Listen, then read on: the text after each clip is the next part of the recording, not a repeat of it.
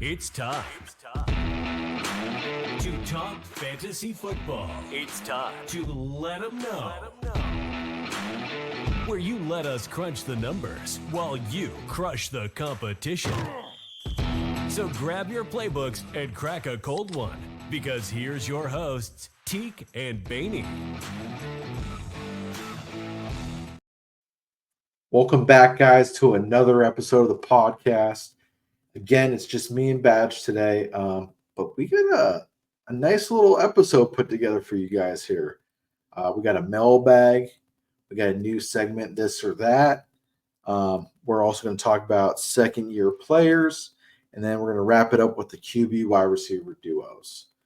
But one more week, fellas, until that season starts. So, Badge?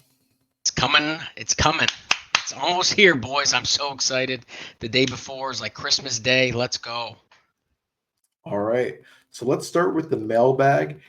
This mailbag question comes in from a Jerry from PA. So this looks like it was. Sounds like a Browns fan. So this was turned in a little bit earlier, before the episode, it looks like. So the question is, with CD Lamb and Jamar Chase not signed, given their lack of team practices, would you pick St. Brown over them top half of the first round? Badge? So, Jerry, great question. I know we all saw CD signed, so I know a lot of people were sweating that, so you guys can take a breath. Everything's good there. I still, even if he wasn't signed, I'm still picking Jamar and CD over St. Brown. Nothing against St. Brown. I'm just saying that CD, we all saw what he did last year. Jamar gets a healthy Burrow back. Great talent. He has wide receiver one upside all over it. I'm still taking those two over St. Brown, even though I am a big St. Brown fan this year. So great question, Jerry. I'm on the same train there. I'm taking both those guys as well. If you are that scared though of these guys, obviously Lamb doesn't matter because he already resigned. Jamar Chase already came out. They already announced that he's going to play week 1 too. So if you are scared, St. Brown is a viable option, but I wouldn't do it. But yeah, and I wouldn't even worry about the playing time. These guys they're professionals. They're working out on their own. I mean, I wouldn't worry about the connection. Both of them have connections with their quarterbacks. That doesn't scare me one bit.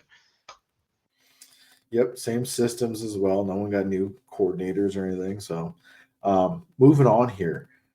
We got a new segment for you, Badge. I'm going to ask you a couple guys here. Would you rather have, this or that? All right. Okay. So I'm gonna have the graphics on the screen here. The first one here, and then you got to tell me why you would pick that guy. Let's go. I like it. So the first one, AJ Brown or Garrett Wilson? I'm taking Garrett Wilson. I know AJ Brown, we all saw what he did, but Garrett Wilson led the past 2 seasons, actually led top 4 in targets per season with no quarterback. Now he gets Aaron Rodgers and a top 10 potential offensive line. I think as long as Rodgers can stay healthy, that ceiling is sky's the limit. I'm going Garrett Wilson. And again, nothing against AJ Brown because he's a beast too. But Garrett, I mean, I think he led last year in uncatchable targets. All right. And Rodgers tends to hone in on that one receiver and falls in love with him. It all depends on that help. It really does. Next one here for you. 2 guys you're very fond of. Waddle or Mike Evans? It's a tough one. I'd take a little sip for that one. Dang, that is a tough one. So I've been taking Mike Evans. I'm a shareholder in him. I got him in 2 leagues. Just the consistency is there, and he's the clear-cut number 1 guy. Waddle, I think he's going to have a very great year. I'm going to be targeting him a lot. But yeah, I got to go Mike Evans. I mean, the guy's proven it time and time again. Mr. Consistency. I know he's getting up there in age, but I just think you know what you're going to get with Evans. I mean, Waddle, he has a lot of potential. I know he was banged up last season, had a great season 2 years ago. And God forbid Tyreek goes down. I mean, Waddle, he's going to shoot up. And I know he's going to eat this year, but yeah, I'm going Evans just from his past.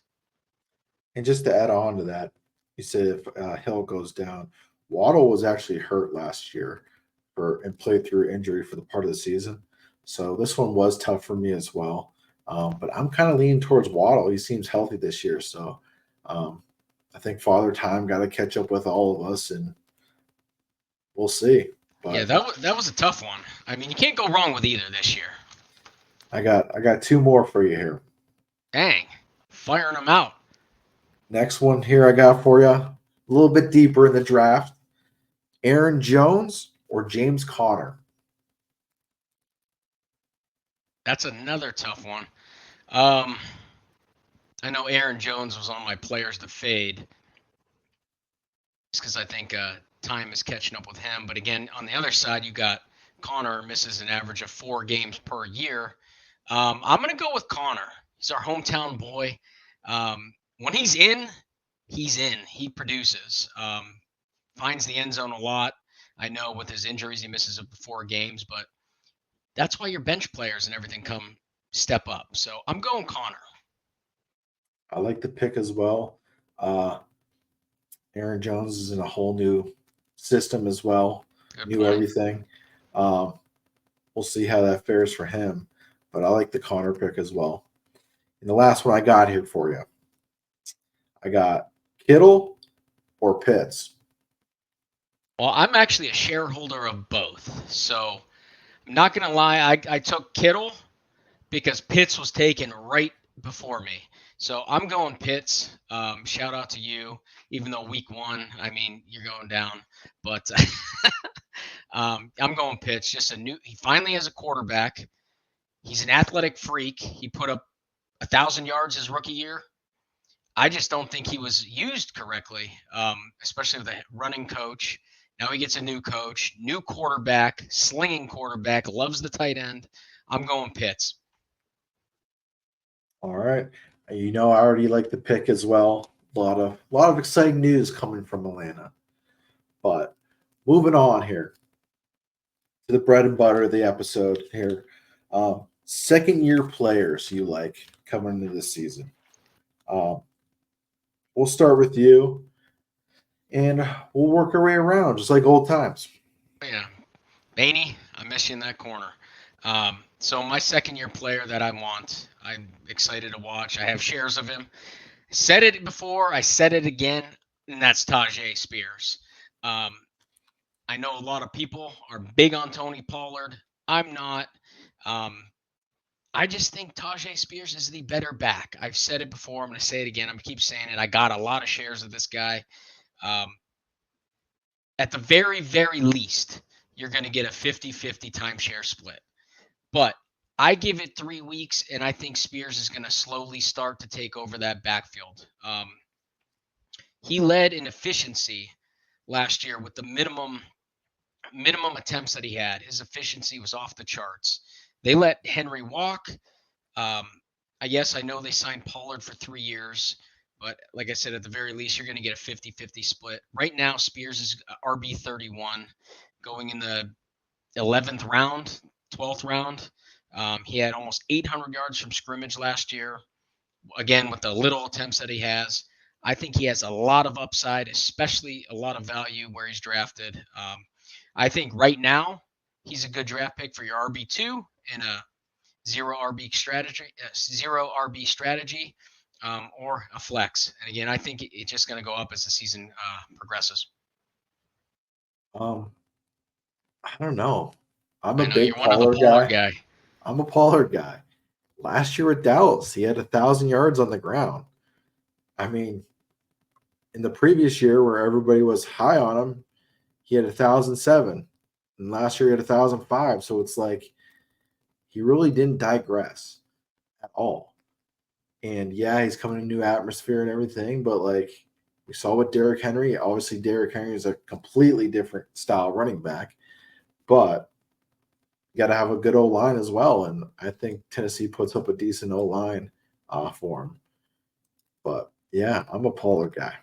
Yeah, I know you are. And Baney is too, but he's not here to put me in my place. I just think Spears, I mean, his ceiling, I don't know. I'm excited to see what happens. Very excited. You're not going to like mine here either. So, my second year player, I'm going with Jackson Smith. I know you're a big Tyler Lockett fan. Um, I think he steps into Tyler Lockett's role this year. I really do. Tyler Lockett's also hurt. Um, his injury might linger throughout the season. Uh, Jackson Smith last season, 628 yards on 63 catches and 4 touchdowns. I think you're going to see an uptick for him. He's going to be a standout this year for them and slide into the Lockett spot there. Yeah, no, I mean, we talked about it. I'm a huge Lockett fan, just based on he led the team in targets last year. Still, I'm just his value was so good, but injuries are starting. So this was before his injury, so we could see Jackson Smith and Jigba slide up, like you said. So I mean, I drafted him in my draft on Saturday, Jackson Smith, just for that reason. Um, the injuries could pile up, so I mean, I don't hate him now. I mean, oh, I guess I never hated the guy, but I was a Lockett fan. I thought his value was he was getting drafted way too low, but now I see an injury coming. They could keep rolling on. So no, that's a good pick. And then who's your second guy breakout for year two? So my second guy, I'm going tight end. He's currently the number 7th tight end off the draft board, and that's Dalton Kincaid. So I haven't been able to get any shares of him yet. And I'm sure I'm going to regret it. I mean, the opportunity in this Bills offense for Kincaid, I feel, is off the charts. They lose Diggs, they lose Gabe Davis. That's a ton of targets from Josh Allen. That's so many targets. Last season, Kincaid actually ranked second on the team in targets at 19% target rate behind Diggs. Diggs is now gone. They lost Gabe Davis. I mean, he started the season off slow, got hot. You saw Allen's trust and faith in him. He got him the ball. I just think that wide receiver situation in Buffalo is just a question mark. I mean, I hear reports about good things about Keon Coleman, but I think Kincaid is really going to step up in the second year, and we're going to see a lot of them, especially at the 7th tight end off the board. That's a great value. I'm on board with that whole statement. He was my pick as well. Coming from the tight end whisperer himself in fantasy football, you're going to see a breakout year from our good pal Dalton here. Badge kind of hit all the points on the head. We talked about him in earlier episodes as well. It's just the perfect storm for him to finally break out, and where a lot of fantasy people thought he was going to be that his first year. So, like I said, it does take time for tight ends to come into that role. I think this is going to be Dalton's year for that as well. Absolutely. But moving on. QB wide receiver duos. Our top guys who we think are going to show out this fantasy season. For some odd reason, I think we have one in common here too. From what you've been speaking so far today, I feel like we're going to be on it. So I'm going to go first with this one. All right. Okay. All right. The man just got paid. Throw it on the screen. CeeDee Lamb signs 4 years, 136 mil. It's NFC Championship or bust for Dak and the boys. And that's why I'm going to go with that QB wide receiver duo.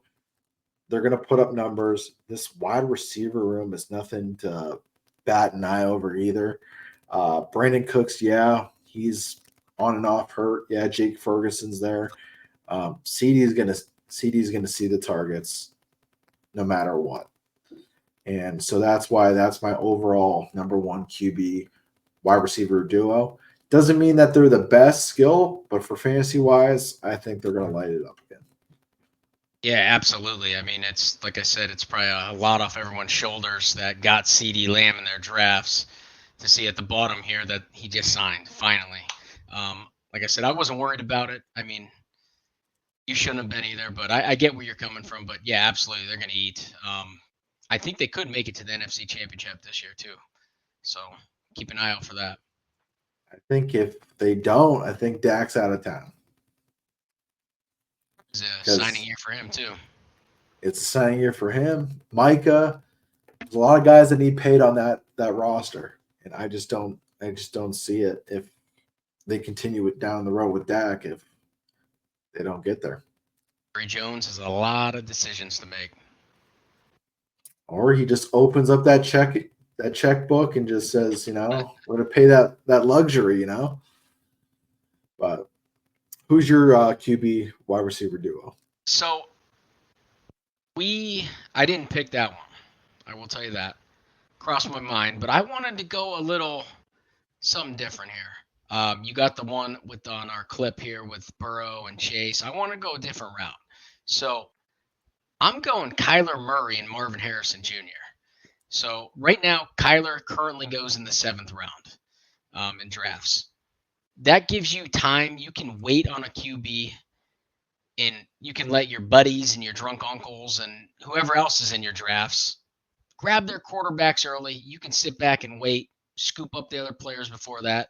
And don't forget, mobile quarterbacks win you leagues. And Kyler Murray, yeah, he's been banged up. He's one of the best mobile quarterbacks when healthy. So again, I'm going to wait. I'm taking Kyler, Marvin Harrison Jr. I'll wait and take that quarterback with the rushing upside. Now you pair him with Marvin Harrison Jr. He's a generational talent. Yeah, I get he has 0 snaps in the NFL. I'm not worried about that. He's going to make some noise this rookie year. So, yeah, I'm going to give you that pair, Kyler Murray and Marvin Harrison Jr. I like how you went for a different route. I do like that. Kyler Murray's up in the air for me this year. I know a lot of people are big on him. ACL injuries are nothing to joke about, especially for running quarterbacks. That terrifies me. He didn't play till week 10 against Atlanta, I think it was last year. That being said, that on top of you're going to hear all the jokes coming up as well with the whole clause of how he has to study and blah, blah, blah. And the new Call of Duty's coming out. You hear that joke every year. But I don't know. There's just something about him. I just need him to stay on the field. I'm a big Kyler Murray. Big on Kyler Murray this year. He's a great talent. It's just it's kind of like the Aaron Rodgers thing. Is he going to be able to play a whole season? I think he will. That's what it comes down to. So if you think he will, then so be it, But that kind of segues into my second one here perfectly. I got Aaron Rodgers and Garrett Wilson for my second one. Same wavelength. So it's the same exact scenario. Can Rodgers stay healthy? And to go off your other one about Garrett Wilson, yeah, he finally has a QB. So hopefully we get to see this for the entire season to see what both of them can do. And if Rodgers stays healthy, and that's a big if, because he does have a big injury past, you're going to see fireworks if he does. Yeah, and I actually have them as well, but I actually have a little honorable mention one too. So I'm going to stay on Rodgers and Wilson right now. That's the one I thought you were going to have too. I had a feeling. Same wavelength here. I mean, right now you get Rodgers super, super late. Obviously, Garrett later first round. I would even take him in the middle first round. That's how much confidence I have in him right now. No quarterbacks again his past couple years, and he's 4th in the past 2 seasons in targets. And targets are key. He led the league, yes, in uncatchable targets last year. But now, again, like I said before, Rodgers hones in on that one guy, falls in love with him. I think these two could do some damage. Hope Rodgers stays healthy because I am excited to watch these Jets. And then who's your honorable mention? All right, so you're not gonna like this. I already know this. I know a couple people might not either, but I was big on him last year. Yeah, he didn't perform the way I thought he was going to be. I'm going, and again, this is an honorable mention, a dark horse sleeper duo, we'll call it. So I'm going Trevor Lawrence and Christian Kirk. So Trevor Lawrence right now goes in the 11th round. Again, I'm not big on taking quarterbacks early unless it's Anthony Richardson. You guys seen this on previous episodes, but Trevor Lawrence, I think he's going to have a huge year. I'm big on this guy. I got him in a few leagues. He's targeted Kirk 7 times per game, over 7 times per game in the last 2 seasons. He has led the team in efficiency and target share. Kirk going in the 5th round right now, currently, he has top 10 fantasy upside, in my opinion. I just think the value in this duo here, that's why I call it a sleeper duo. I'm not like gung-ho on it, but I am a Kirk fan for sure this year. But I think if you can pair these guys up late, I think you just might have struck gold. So I think they're going to do great things. Again, Kirk in the 5th round, he has top 10 upside. I mean, T-Law loves him, and he's due. Man, I know you're not a fan. you can blast it. You can blast it. You don't got to be nice. I'm a fan of Christian Kirk. I'm not a fan of Trevor Lawrence. That's where I don't think you're going to see the Christian Kirk of 2022 where he's over 1,000 with ATDs. I think that you won't see the ATDs again. They drafted Brian Thomas too, so they were you can be like, yeah, Ridley's out the door, but they replaced him in the draft. And Ridley and Zay Jones. Yeah, and Gabe Davis. So it's like, I don't know. There's a lot of mouths to feed, and I'm hearing a lot of good things about Brian Thomas too.